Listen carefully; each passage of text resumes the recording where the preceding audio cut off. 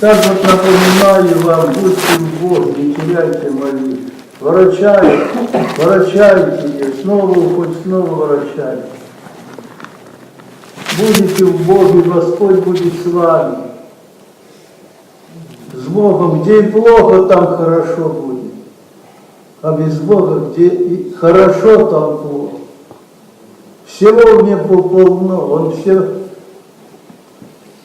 все моря объездил, все дома отдыха, всю профессуру. И нигде покоя не находит, у нее все полно. Через веру. И не находит в этом утешение. Приходит в храм, кается, причащается, и становится человек на место, и оживает. Оживает духовно, вместе того и телесно. Вот в чем сила, в духе.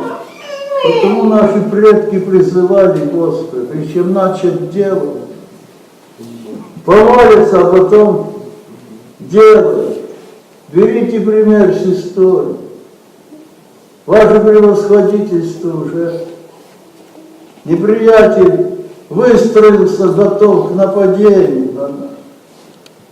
А он, Господа, молимся, значит, за 5 минут он построится всем. Потому что строит это святое место, он так поставит. Да благословит вас Господь разумение. Он дает разумение на все. И где бы не получится, там получится.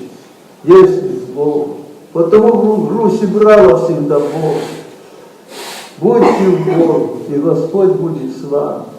И детям наказывайте, внукам передавать. Без Бога не до порога. Да благословит вас Господь. Ангел вам хранит.